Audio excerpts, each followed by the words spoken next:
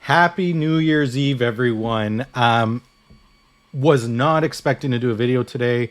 As you can hear in the background, I got a printer going, was doing other work, and I said, you know what, it's 2 times ancient.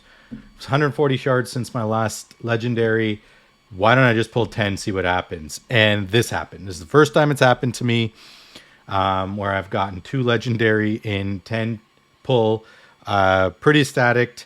New King Galokbar, and then King Garog as well. I guess it's the Day of the Kings today. King Garog is, I believe I have 2 or 3 of them, so not too impressed about that.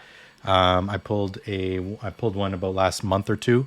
But King Galokbar is new from the Sylvan Watchers. I was just looking at the kit and thought, pretty darn amazing. So we have a single target putting a shield for 2 turns with the lowest HP ally, 15% of their HP, whatever. It's a shield, but that comes important.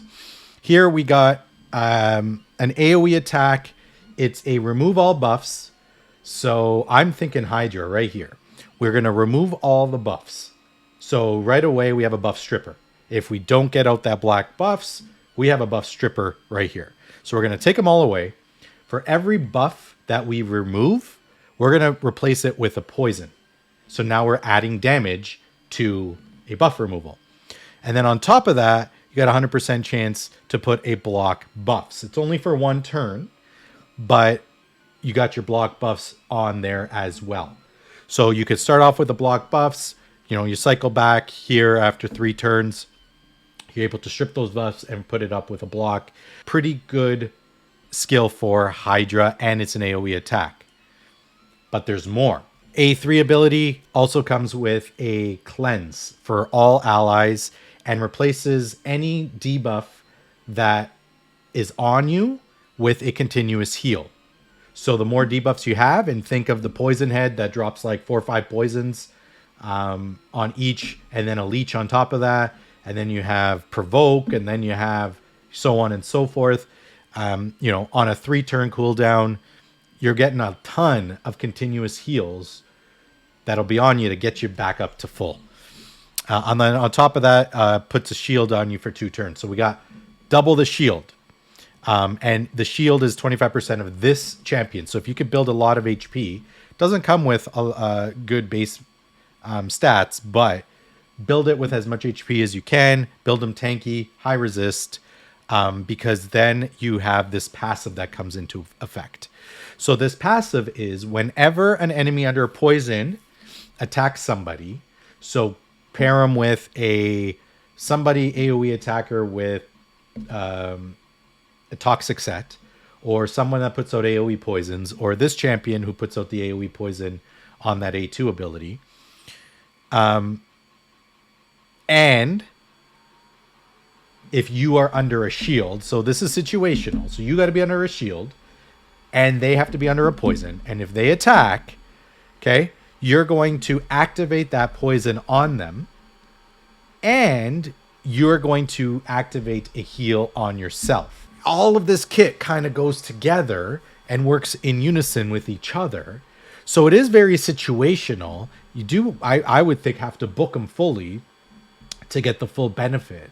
But if you could pair this champ with somebody who puts out AoE shields, who puts out AoE poisons, who additionally puts out AoE or continuous heals on you, this passive will do the work of the other support champions. Pretty darn cool. I never really cared to look into these Sylvan Watchers. Probably hits like a wet noodle, but a good support champion. Are there champions that also do this? Yes.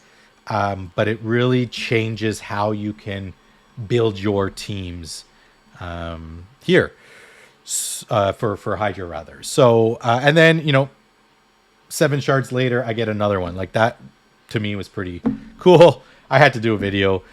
King Garog, okay champion. We have a stun A1, 35% chance, increases to 50% chance if they have low turn meter.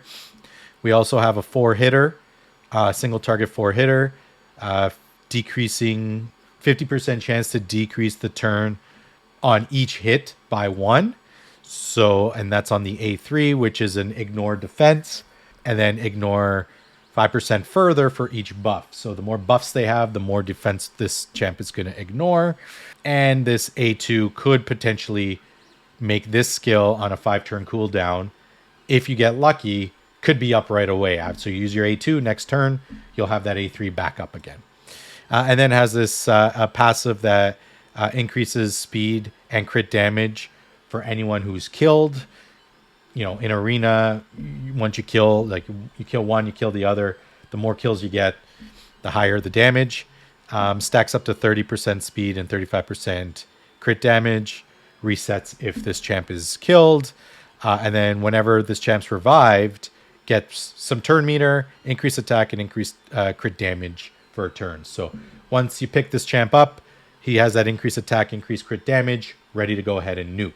This would be pretty good with like a Godseeker and Eerie, who picks you up and all skills are ready to go.